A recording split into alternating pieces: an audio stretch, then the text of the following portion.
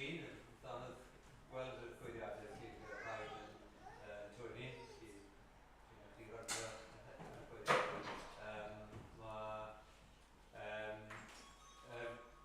Na'n y ddau, di mawrth ar ôl mawrth yma, di mawrth dilynol, bydd ddim gwrthwyddi efyrol, ond bydd y grwpiau pasiobolaeth yn cwrdd, tri grŵp yn cwrdd yn y tai. Os ydych chi bod yn drych, i fynychu grŵp lleol, ac yna wedyn, di syl nesaf, dwi'n mynd Emyr yn adwen bore ar nos. Bydd yna gwrddilodau byr, bydd yna gymundeb o'r syl nesaf, ond hefyd gwrddilodau byr iawn, ddim trafiaethau hir,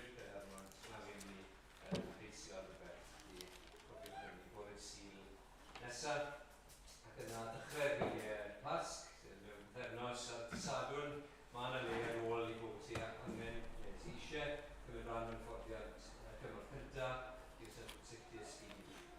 Am hynny, bydd yna thefnos i bod ni gweithio mynd, ni wedi mynd i'r bala gweithio ar gwyliau caffel.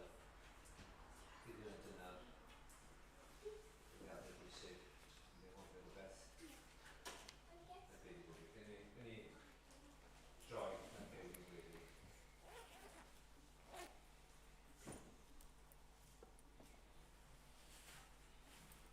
Diolch i ti o adweud am yr Oedfa'r yma nawr. Diolch i ti yma fan hyn i ni cael yn hynny. Nid oherwydd unrhyw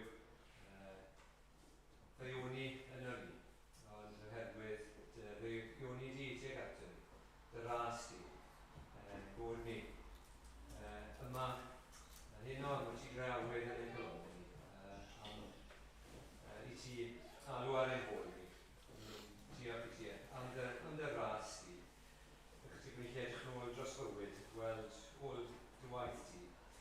Yna bod ni wedi cael ein geni magu mewn teuluoedd yswngol, neu a bynnag ffordd yw ni wedi cael ein geni mewn gwlad lle ni wedi cael y braint o glywed am yr arwyr Iesu Grist. A clywed amdano ti o Dduw, bod ti'n Dduw pur a sanctaidd, ac eto llawn cariad a triganau. Ac ni'n diolch i ti hefyd. Glywon ni y bore yma am ufuddod yr arwyr Iesu Grist. Gymaint oedd y gost ac eto trwy fywyd o fod yn blentyn ac yn atebu'n ddi. Trwy holl fywyd, bob ddiwrnod y fywyd, bod e wedi bod yn ifydd i ti. A bod neb yn gallu pwyntio gris a gweld bai yn bywyd. Gyn ni gwybod pa mor wahanol i ni, i hynny, sy'n byd iddyn ni, i ymffrostio ynddo. Ond diolch i ti am yr arwyr Iesu Grist a i aberth i. Ac gwyddio nawr o adwydd, diolch i ti bod ti wedi rhoi ysbryd a ti wedi rhoi ysbryd i'r disgyblion, rhoi'n gyfnodi yr hyn o'n nhw wedi gweld.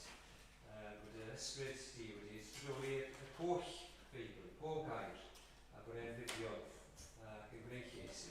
Gyn ni'n gwyddio nawr, byddwn ni'n dod i wrando ar daid ni, gan roi'r pach y dylen ni, i bob gair sy'n cael ei ddarllen, ac helpa ni i wrando am Emyr yn esbonio y gair i ni. Helpa ni i ganu, i gydwyddio, bydd y popeth i ni'n gwneud yma yn gymeradwydd, yn dywylog di, gan ein bod ni'n dod yn heigiau Iesu Grist. Amen. Diolch Dewi. Ni'n mynd i fod yn meddwl gyda'n gilydd heno am fywyd yr eglwys. Ac felly ni'n mynd i ddechrau trwy ganu un o'n hoff emynau sy'n sôn am yr eglwys, am ein profiad ni o fod gyda phobl yr arglwydd. Rhif 340 yw hi yn y llyfr emynau. Arglwydd gad i'm dawel orffwys, dan gysgodau'r palmwydd clud, lle yr eistedd pererynion ar ei ffordd i'r nefol fyd, lle yr adroddant dy ffyddlondeb iddynt yn yr anial cras, nes anghofio'i cyfyngderau, wrth foliannu nerth dy ras. Wrth i ni ddod at ein gilydd o wythnos i wythnos, i ni'n cael seibiant, i ni'n cael gorffwys, i ni'n cael annog ein gilydd a pwyntio'n gilydd at at yr arglwydd Iesu Grist. Wel, gadewch i ni sefyll i ganu dy'n gilydd.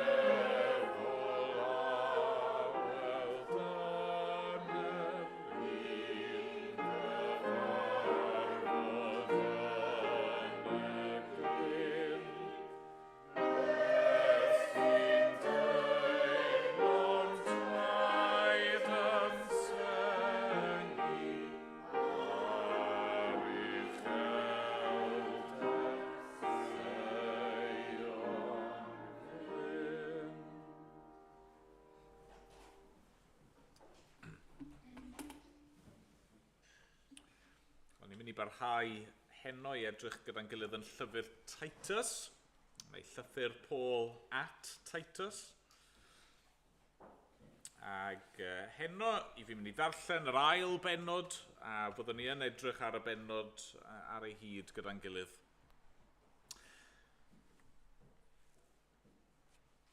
Felly Titus, pennod 2, dechrau yn yr adnod gyntaf. Dyma i'r ein Duw ni.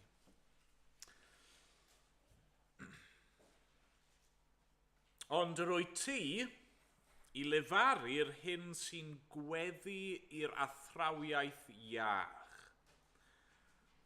Dywed wrth yr hynafgwyr am fod yn sobr, yn weddus, yn ddisgybledig, yn iach mewn ffydd a chariad a dyfalbarhad.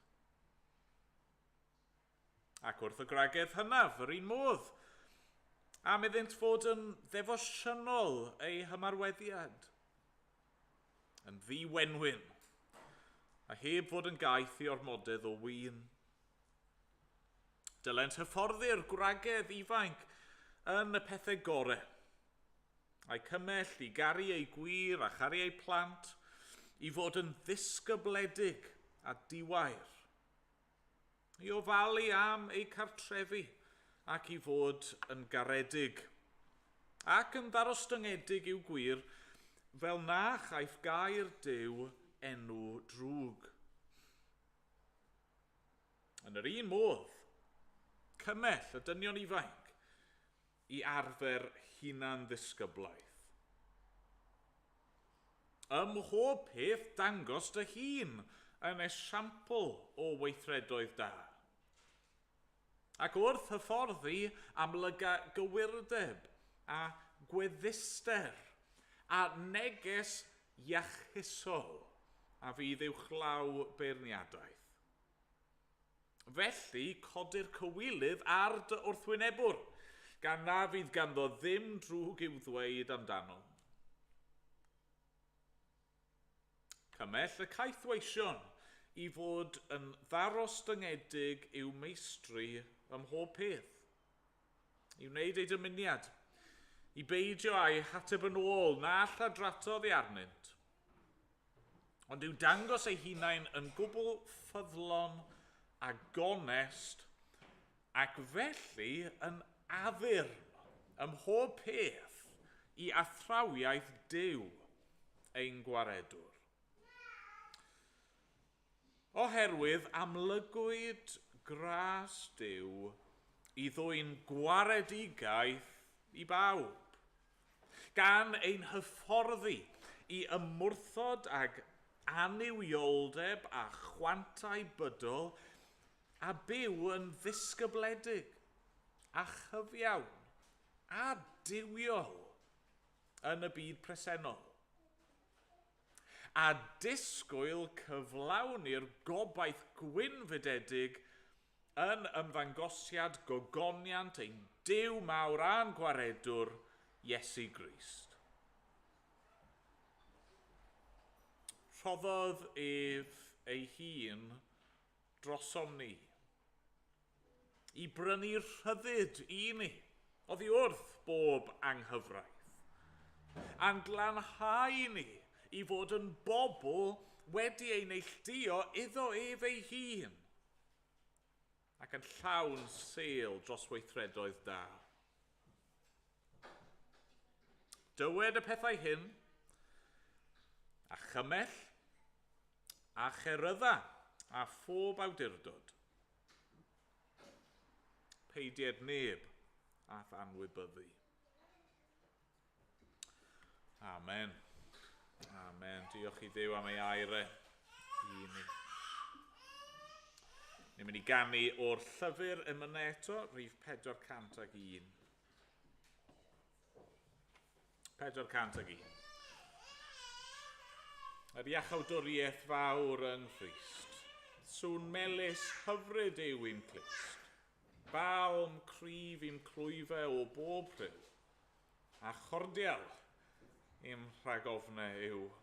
Aed sŵn yr iachawdwriaeth fawr o amgylch, ogylch deiar lawr, a boed i'r nef a'i lluoedd llon gyfodi ei llef i seinio hon. Na ni sefyll i ganu.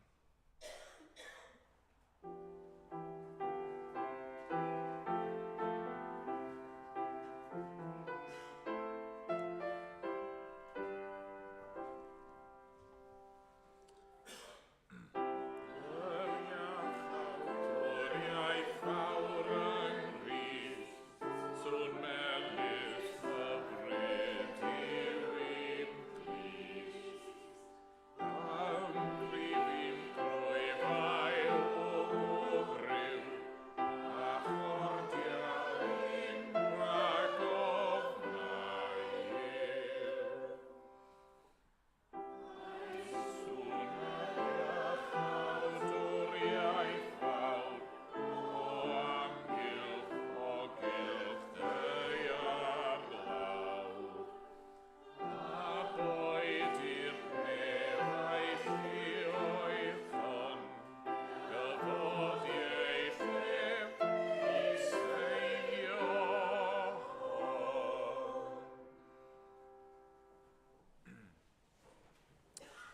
na ni weddiod yn gilydd. Na ni droi at yr arglwydd.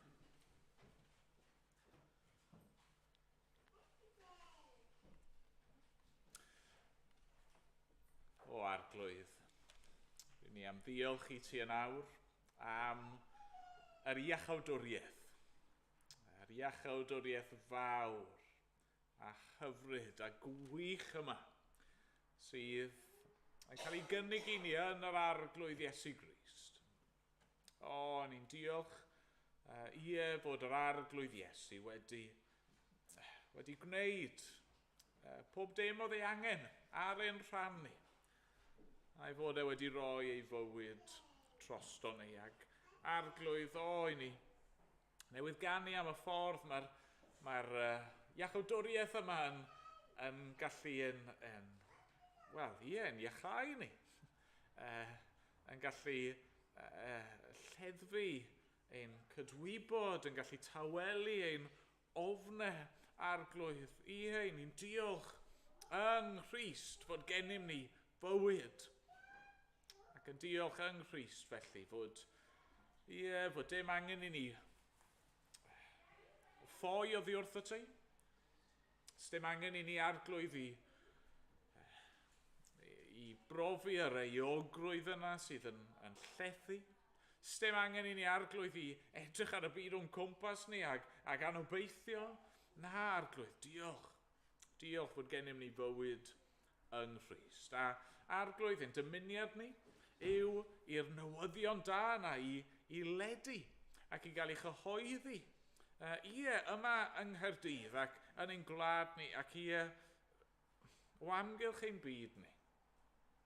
Dad, mae hyn yn newyddion da i bawb arglwydd, yn hen ac yn ifanc, ac yn gaeth ar rhydd a gwryw a benyw pob un arglwydd. Ac, Dad, ni'n diolch am hyn, fod yna wahoddiad i ddod yn bobl i ti ac yn rhan o eglwys yr arglwydd Iesu Grist. Dad, ni'n gweddio bydde ti yn llwyddo nawr gwaith yr eglwys yn rhannu ac yn cyhoeddi y newyddion da yma. Dad, ni'n cyffesu bod ni'n ddigon gwan yn hyn o beth. Arglwydd, ni'n diolch bod ni wedi cael ysgogiad yn ddiweddar fel eglwys wrth edrych ar ddeunyddiau y Passion for Life. Dad, yn diolch am y gwaith sydd wedi mynd mewn i baratoi y pethau hynny ac yn diolch am y cyfnodau ni wedi cael ar nos Fawrth i rannu gyda'n gilydd ac i annog yn gilydd. Ond Dad, ni yn gweddio drosto ni a dros y bobl di. Bydde di yn rhoi sêl i ni am y pethau hyn. Sêl dros dy enw mawr di. Sêl dros weithredoedd da sy'n dy ogoneddu di. Sêl dros y bobl o'n cwmpas ni. Arglwydd. Arglwydd helpa ni. Ni'n gofyn unwaith eto wrth i ni ddod at y air di a bydde di'n siarad â ni. Arglwydd, ti'n gwybod heno beth yw ein sefyllfa ni ger dy fron di. Ti'n gwybod hefyd, arglwydd, ein sefyllfa deharol ni, beth sydd yn mynd ymlaen yn ein bywyd ni ar hyn o bryd, beth yw'r heriau a'r temptasiynau ni'n gwynebu. Dad, diolch bod ni'n cael ein atgoffa fan hyn fod dy air di, dy efengil di, mae yn ddigonol ac yn siarad i ni ac yn ein nerthu ni ac yn ein harfogi ni a arglwydd felly, ro bob cymorth i ni. Dad, i ni'n pobl gwan, i ni'n pobl ddigon ffôl, ddigon araf i ddeall ac araf i gredu a arglwydd i ni angen, i ni da angen di, arglwydd ein Duw. Dad, i ni eisiau parhau weddio hefyd dros ein byd ni. Ac arglwydd wrth i y sefyllfa yn Ukraine, datblygu a a gweithygu arglwydd, mae'n anodd i ni wybod beth i ddweud, beth i weddio arglwydd, ond ni'n cyflwyno'r wlad honno i ti, yn cyflwyno pobl o wlad honno, arbennig y rheini sydd wedi gorfod ffoi, a rheini sydd yn galaru ar hyn o bryd. Da, ni'n gweddio, bydde di'n dod â phob cysur iddyn nhw a goleini'r efengyl i'r sefyllfa honno. Da, ni'n gweddio dros yr awdurdodau, ni'n gweddio dros Rwsia a'i arweinwyr. Arglwydd, mae dair di yn rhoi darluniau i ni wrth weddio ynglyn â cleddyfau yn cael eu torri. A ni'n gweddio bydde hynny'n wir yn yr achos hon, y bydde arfau a bygythiadau a drygioni yn cael eu rhwystro, yn cael eu dorri hyd yn oed yn nawr, arglwydd. Dad, yr un yw yn gweddi ni dros wledydd eraill. Ni'n gwybod, mae yna gymaint o ddioddau, mae yna gymaint o angen yn y byd yma ac i ni prin yn ymwybodol o'r peth. Dad, treg ar ha. A tyrd yn fuan arglwydd Iesu. A ni wedi darllen am y gobaith gwyn fydedig yna. Yr gogoniant sydd i ddod, sydd i gael ei ddatguddio gyda'r arglwydd Iesu. Ni'n dyheu am hynny. Tyrd arglwydd yn dy nerth. Dad, clyw yn gweddi ni nawr. Helpa ni a bydd gyda ni. Amen bod ni'n gofyn yn enw yr arglwydd Iesu Crist. Amen. Amen.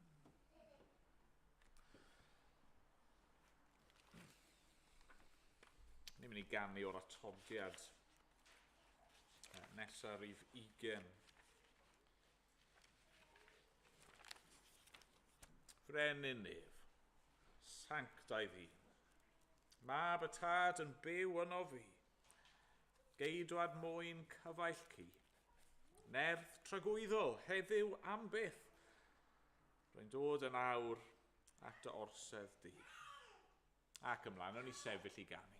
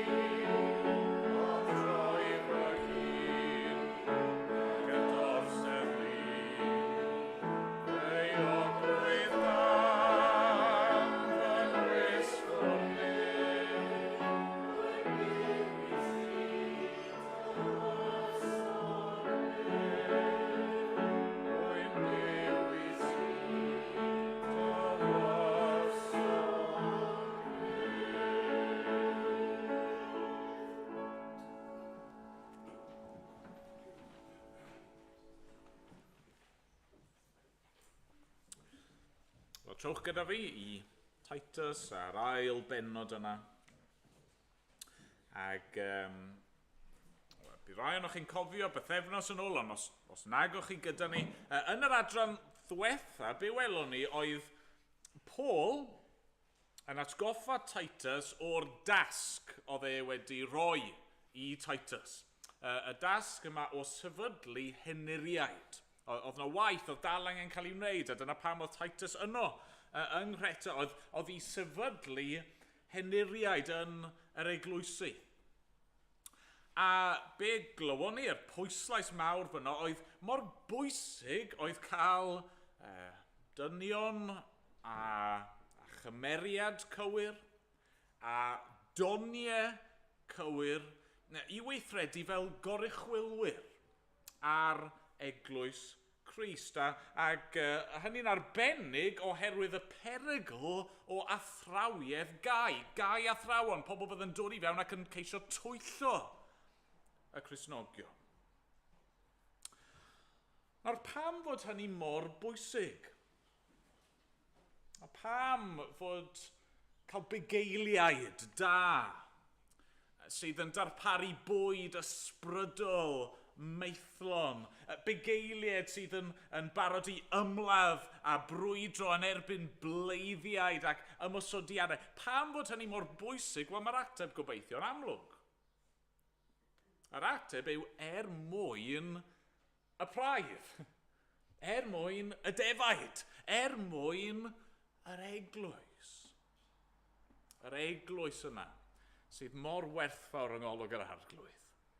Yr eglwys sydd yn cael ei ddisgrifio mewn man arall fel priodferch Crist.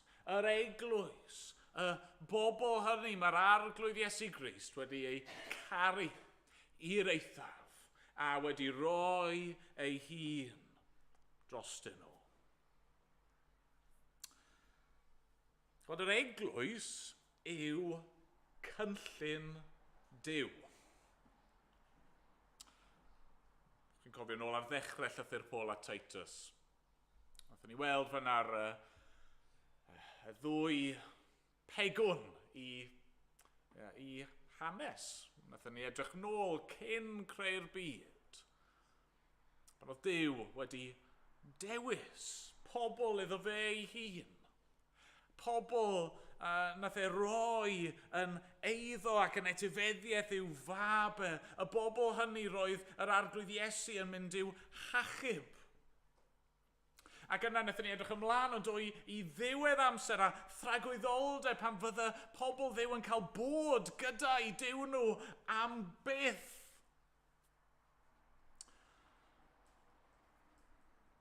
A ni'n byw nawr yn y canol. Yn y cyfnod yma, lle mae cynllun Duw yn cael ei weithredu a'r ffordd mae hynny'n digwydd. Y ffordd mae hynny'n amlygu ei hun yw yn yr eglwys. Dod â phobl sydd yn elynion, dod â phobl sydd yn bell, dod â phobl sydd wedi gwrthryfela a chrwydro, dod â nhw ato fe ei hun a'i ffurfio nhw mewn i gorff. Eglwys. Ydyn ni wedi colli golwg ar hyn, ar bwysigrwydd yr eglwys. Ar y ffaith mae yr eglwys yw cynllun Duw ar ein cyfer ni. Ydyn ni wedi colli golwg ar werth a phwysigrwydd yr eglwys. Hynny yw, ni yn byw yn dyn ni mewn cymdeithas unigolyddol tu hwnt. I ni'n byw mewn diwylliant sydd wedi cael ei ddylanwadu'n fawr gan syniadaeth Groegaidd yn gyntaf ac yna syniadaethau humanistaidd a'r pwyslais arno fi a Duw.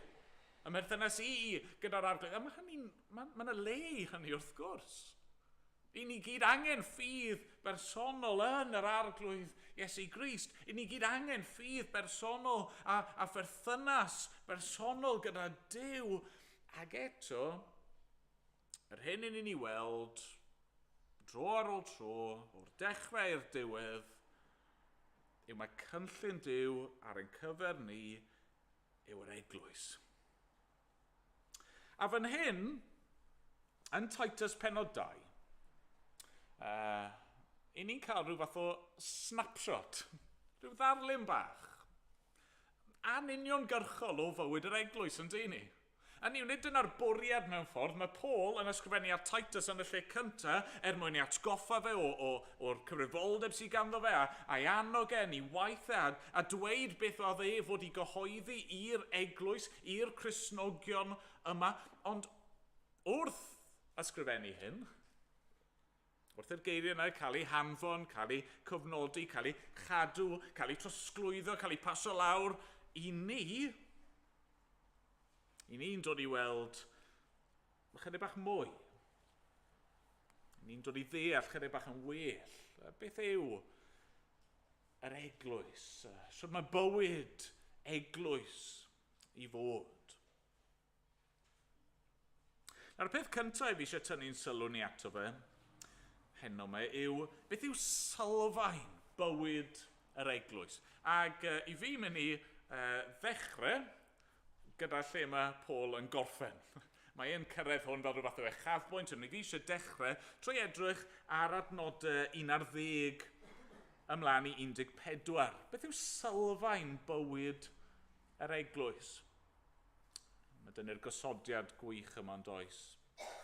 Oherwydd, adnod 11, amlygwyd gras Duw i ddwy'n gwaredigaeth i bawb, gan ein hyfforddi i ymwrthod ag anywioldeb a chwantau bydol, a byw yn ddisgybledig a chyfiawn a diwiol yn y byd presennol, a disgwyl cyflawni'r gobaith gwynfydedig yn ymddangosiad gogoniant ein Duw mawr a'n gwaredwr Iesu Grist. Rhoddodd ef ei hun drosom ni,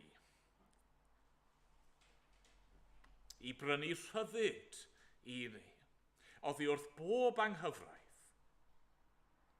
a'n glanhau ni i fod yn bobl wedi ei neilltuo iddo ef ei hun, ac yn llawn sêl dros weithredoedd da. Fan hyn mae Paul yn gosod allan y rheswm dros fodolaeth yr eglwys. Pam bod yr eglwys yn bodoli o gwbl? Pam bod e a Titus ac eraill yn y gwaith yma? Pam fod unrhyw beth ganddo fe i'w ddweud wrth y bobl yma? A mae'n gosod hefyd beth yw ein cymhellion ni dros fyw fel eglwys. Sylfaen wrth gwrs yw yr arglwydd Iesu Grist ei hun. Y sylfaen yw yr efengil. Y sylfaen yw y ffaith ein bod ni, nid jyst fel unigolion, mae hynny'n wir, ond ni fel pobl wedi cael ein hachub. Mae'r eglwys yn unigryw yn hyn o beth. Chi'n gweld pob math o grwpiau eraill yn bodoli yn y byd, ynddi chi? Mae pob math o gymdeithasau, mae pob math o glybiau, pobl yn dod at ei gilydd mwyn chwarae'r un gemau, neu canu'r un caneuon, neu dilyn yr un diddordebau. A mae'n le hynny, mae'r pethau yna i gyd yn dda, ond nid clwb yw'r eglwys. Fe wedi dweud hynny sy'n gwybod faint o weithiau dros y blynyddoedd. Nid clwb yw eglwys. I ni ddim just yn dod i fod yn rhan o eglwys achos bod ni'n bobl tebyg i'n gilydd. Na'n wir, dylsyn nhw fod amrywiaeth. Ni ddim jyst yn dod achos bod ni'n byw yn yr un ardal, yn aml iawn ni yn byw yn ddigon agos at ein gilydd. Ni ddim jyst yn dod achos bod ni pethau'n gyffredin, yn aml iawn fydd ni yn wir. Ni'n dod ac ni'n herthu'n ein gilydd achos bod ni wedi cael ein achub.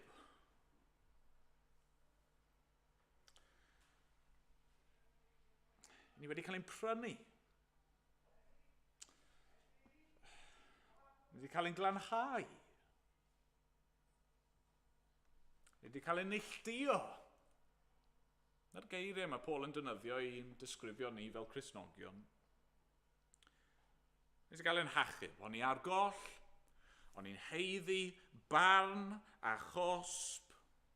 O'n i'n feirw yn ein camweddau a'n pechodau, ni wedi cael ein hachub. Ni wedi cael ein prynu. Ni wedi gwerthu'n hunan ni geithiwyd. Ni'n o ni yn eiddo ac yn perthyn i'r byd yma. Ond ni wedi cael ein prynu. Ni wedi cael ein glanhau. Mi o ni yn frwnt ac yn aflan. Heb unrhyw ddaioni na heiddiant yn perthyn i ni, ond mae e wedi'n golchi ni a'n glanhau ni. Rydyn ni wedi ein neilltuo. Ni nawr, y rai sydd trwy ffydd wedi cael ein hachub, ein prynu, ein glanhau, i ni wedi cael ein gosod ar wahân. Ni'n bobl arbennig iddo fe. I ni yn bobl sydd ei fwy ni. At ei wasanaeth e. Sa'n gwybod os ydych chi set special o lestri neu cutlery neu rhywbeth yn y tŷ. Rhywbeth chi wedi prynu, rhywbeth chi wedi dewis, rhywbeth chi wedi cymryd a chi'n defnyddio'r pethau yna yn y ffordd i chi'n gweld yn dda. A chi'n defnyddio'r pethau yna pan mae pobl special yn dod draw. A beth os oedd rhywun yn dod i fewn i'ch tŷ ac yn cymryd y pethau yna? Beth os oedd rhywun yn cymryd y pethau chi wedi dewis, y pethau chi wedi prynu, y pethau chi wedi glanhau a edrych ar ei hôl ac yn cam ddefnyddio nhw, yn cam drin nhw? Wel, o byddwch chi'n flin, y byddwch chi. Byddwn y le i fod yn grac. Ond chi weld yn sefyllfa ni yw hyn, mae'r arglwydd wedi'n cymryd ni, a trwy yr arglwydd Iesu Grist, trwy ei aberth trwy'r ffaith adnod 14 bod wedi rhoi ei hun drosto ni. Ni ddim yn eiddo'n hunan mwyach. Mae a hawl arno ni. Wrth gwrs, dyna glywon ni bore yma, dyna i ryw raddau ni'n cael ein osgoffa honni bob sydd. Bob Oedfa'r, ar y fengil. Y ffaith bod ni ddim yn gallu achub ein hun. I ni ddim fel pobl yn gallu bod yn ddigon ifydd i ddiw i ennill ei gariad a'i faddeuant e. Ond mae'r arglwydd Iesu Grist, glywon ni bore yma, wedi gwneud y cwbl ar ein rhan ni. A felly nawr, fel pobl iddo fe, rydyn ni fod yn ifydd. Ac i ni fod i'w wneud hynny fel corff. Gyda'n gilydd. Chod un efengil sydd, un ffordd at Dduw, un gwaredwr, a'r un eglwys. Un eglwys. Ond yna,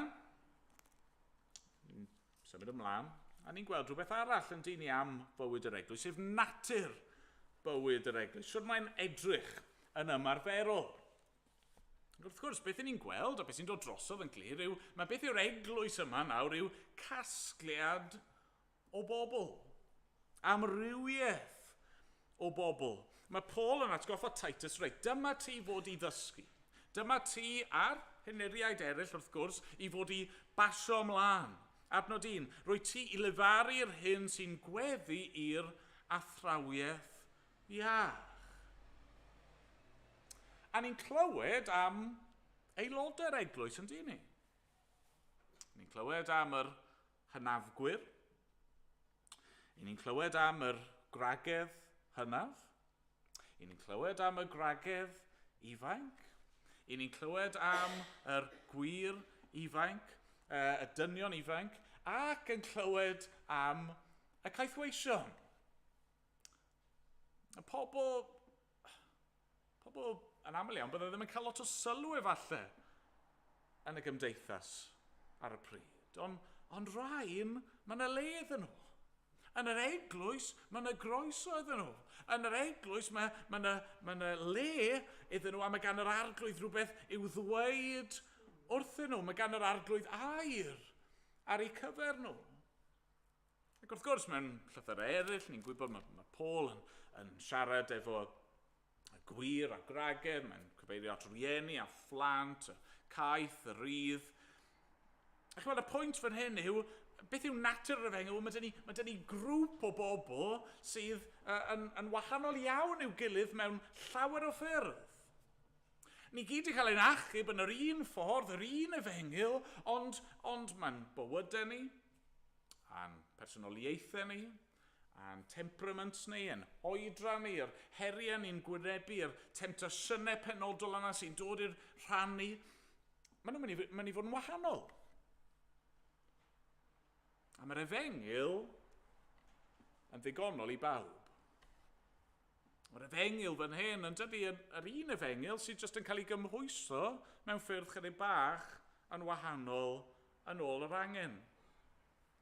Dywed wrth yr hynafgwyr am fod yn sobr, yn weddus, yn ddisgybledig, yn iach mewn ffydd a chariad a dyfobarhad. Nawr wrth gwrs, mae yna elfen o gyffredinoli fan hyn. Dyw pob hen ddyn ddim angen yr un anogaeth, ac eto dyma falle rai o'r pethau sydd yn gyffredinol angen i annog yn yr hynafgwyr. Y gwragedd hynaf, rhy modd, am iddyn fod yn ddefosiynol ei hymarweddiad, yn ddiwenwyn, heb fod yn gaeth i ormodedd o win. Eto, falle, mewn un ysbryd bod rai o'r pethau yna chi'n meddwl, hwnna ddim yn broblem i fi, ond mae yna air cyffredinol fan hyn. Dyma'r math o bethau sydd yn gallu bod yn demtasiwn, sydd yn gallu peri gwragedd hun i lithro. Dylent hyfforddi'r gwragedd ifanc yn y pethau gorau, a'i cymell i garu ei gwir a charu ei plant, i fod yn ddisgybledig a diwair, i ofalu am ei cartrefi ac i fod yn garedig ac yn ddarostyngedig i'w gwir, fel na chaiff gair Duw enw drwg. Eto, mewn un ystyr falle fydd y geiriau yna ddim yn hollol addas i bawb, ond mae'r syniadau sylfaenol, yr anogaethau cyffredinol yna. Yr un peth, adnod 6, yr un modd cymell y dynion ifanc i arfer hunan ddisgybledd.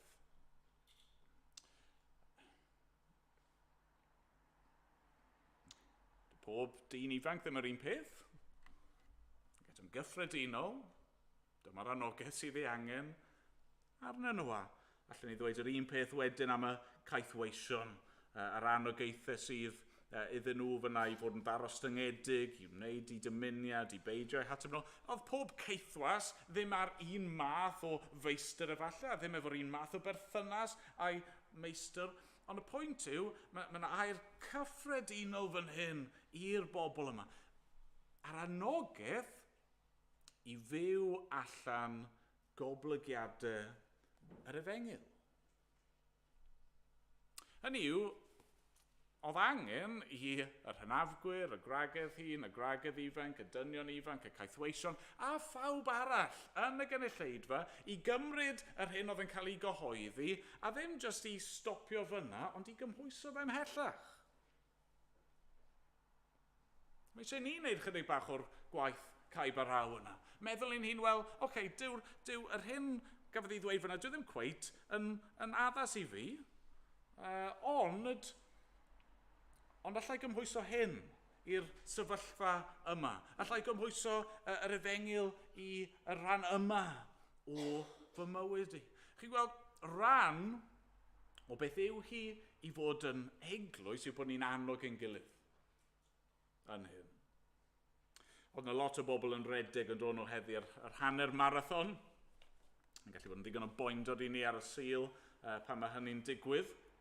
Ond fi'n siŵr, pe bai chi wedi mynd a di gweld y bobl mewn redeg y ras, byddwch chi hefyd i gweld pobl yn annog nhw.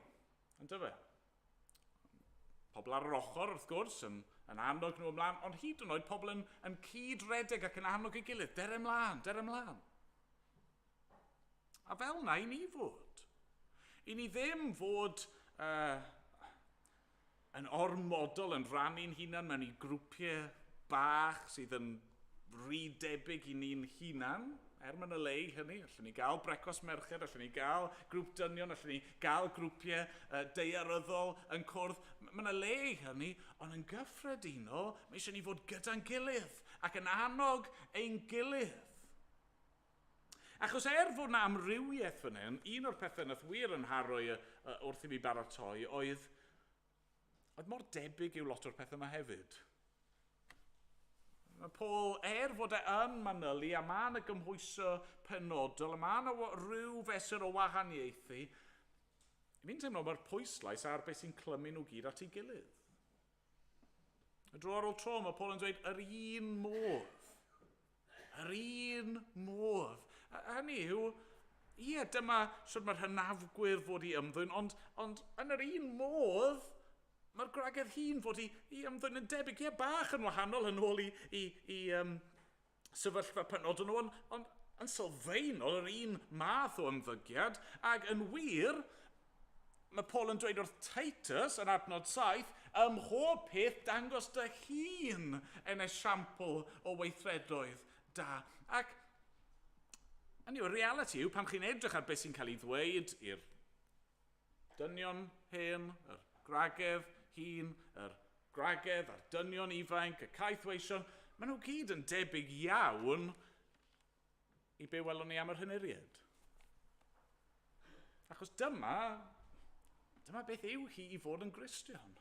Dyma beth yw hi i fod yn rhan o eglwys yr arglwydd Iesu Grist.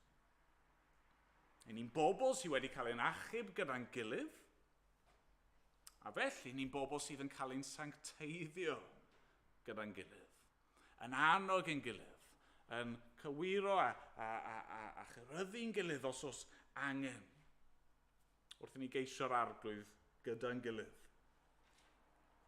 Ond yna mae'n un peth ola, hoffwn ni dynnu'n sylw ni ato fe, sef tystiolaeth bywyd yr eglwys.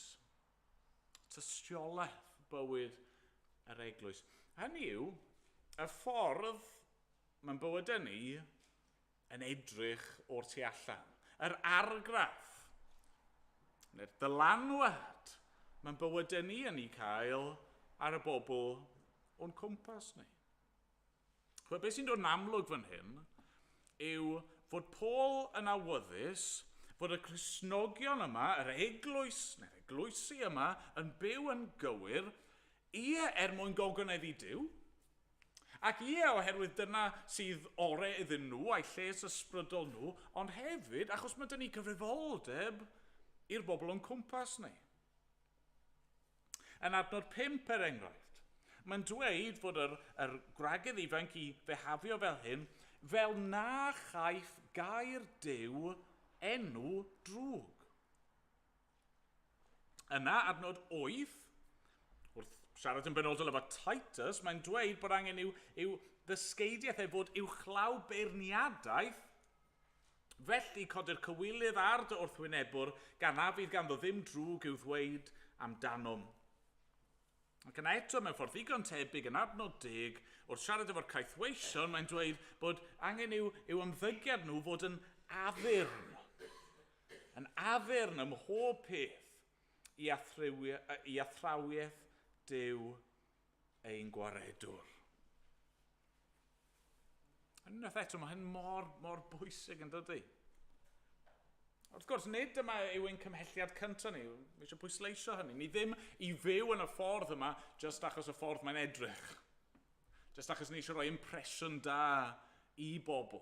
Na, wrth gwrs ddim. Mae'r Beibl yn galw pobl fel ni yn ragrythwyr os y'n ni just yn gwneud pethau'n allanol a hi bod ni'n gwneud nhw am y cymhellion cywir. Na, wrth gwrs, yn y lle cyntaf, ni yn gwneud hyn achos bod ni eisiau gogoneddu Duw. Ni yn gwneud hyn achos ni eisiau un perthynas ni a fe i fod yn un iach. Mae'r gair iach yn ymddangos, yn yr iach. Dyma'r ffordd i fyw bywyd cyflawn. Ac eto, mae'n rhaid i ni sylweddoli fod ein bywydau ni yn mynd i ddweud rhywbeth a dangos rhywbeth wrth y bobl o'n cwmpas ni. Wrth yr aelodau hynny o'n teulu ni sydd ddim yn Gristnogion eto. Wrth ein plant ni os y'n ni yn rieni. Wrth ein cydweithwyr ni. Wrth ein cymdogion ni. Gweld, ni'n hoff a'n gywir felly i ddyfynnu Pedr yn dyfa pan mae'n dweud bod eisiau ni fod yn barod i roi reswm am y gobeth sydd yno. Ni eisiau pobl i weld y gobeth sydd ynddo ni. Mae'n bwysig. Ond mae hyn yr un mor bwysig, bod ni'n ofalus o'n cerddediad, bod ni ddim yn gwneud unrhyw beth sy'n mynd i ddod a rhoi enw drwg i air Duw. Bod ni ddim yn ymddwyn neu'n dweud pethau sydd yn mynd i ddod â beirniadaeth arno ni. Bod ni yn byw mewn ffordd sydd yn addurno y dôn, yn harddu athrawiaeth Duw ein gwaredwr. Dyw pobl ddim yn hoffi rhagrithwyr un nhw. Ni wedi clywed lot am hyn. Ni'n siŵr bod wedi defnyddio'r esiampl yma sawl gwaith yn ddiweddar. Yn meddwl am ein arweinwyr ni yn llywodraeth. Pobl yn sôn am it's one rule for us, another for them. Partygate yn esiampl amlwg. Mae feirniadaeth wedi bod yn fwy diweddar yn does am Canghellor Rishi Sunak a perthynas i deulu yn ariannol gyda Rwsia. A dyw pobl ddim yn hoffi hynny. Ddim yn hoffi bod pobl yn dweud un peth ond yn ymddwyn mewn ffordd arall ac yn gywir felly. O faint fwy dylswn ni fel eglwys fod yn ofalus. Faint yn fwy dylswn ni fel Cristnogion, rai sydd wedi'n hachub a'n prynu a'n golchi.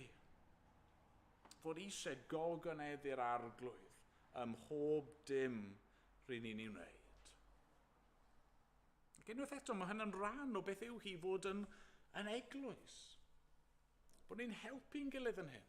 Bod ni'n annog yn gilydd yn hyn. Bod ni'n rhybuddio ein gilydd yn hyn.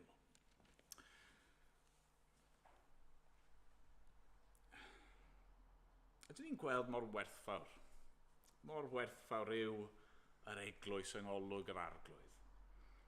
Chymod, ni wedi cael cwpl o mynyddoedd ddigon rhyfedd yn do. Ac na fe, ni wedi fynd o'n ffordd trwyddi. Ond o'ch chi'n gweld eisiau yr eglwys? Ys chi feddwl am hynny? Gofyn hynny'n onest i chi'ch hunan. Hynny yw yn y cyfnodau hynny pan ni'n methu dod ynghyd, neu dim ond dod ynghyd yn ddigidol. Ond ni'n gweld eisiau hyn. Y peth yma, y gair Duw yn ei osod mor uchel, mor hanfodol, bywyd, perthynas, cydgerdded, annog yn gilydd, bendithio yn gilydd, gwasanaethu ein gilydd.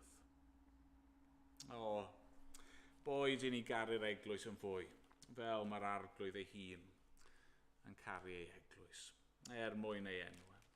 Amen.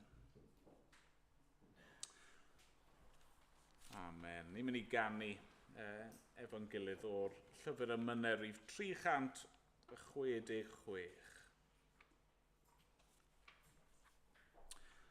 366. Wrth edrych Iesu ar dy groes, a meddwl dyfnder dy angael oes. Pryd hyn rwyf yn dibrisio'r byd a'r holl ogoniant sy'n ynddo i gyd. A'r pennill ola. Mae fi a berthaf dy glod bob eilyn sydd o dan y rhod. Ac wrth fyfyrio ar dy waed, fe gwymp pob delw dan fy nhraed. Ond nawn ni sefyll i ganu, dyn gilydd.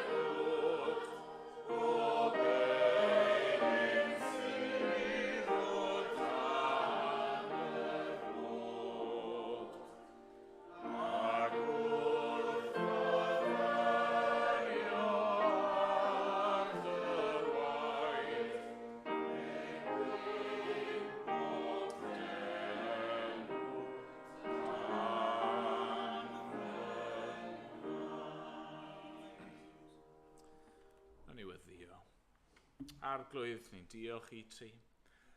Am yr efengil, ac am y ffaith dy fod ti wedi caru rai fel ni, a'n galw ni i fod yn bobl i ti. Diolch, Arglwydd, am yr eglwys a y ffaith fod yn y le i pobl fel ni, pobl o bob llwyth a iaith, Arglwydd, i ddod ata ti. Dad, ni'n gweddio nawr, neu di'n helpu ni.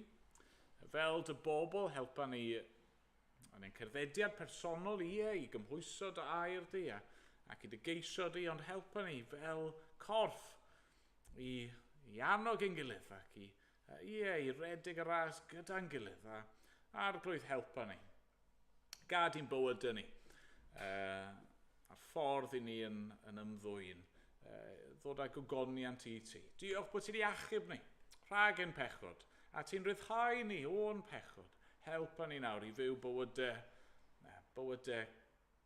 cyfiawn, a bywydau sy'n dy ogoneddu di, a bywydau sydd yn addurno yr efengil.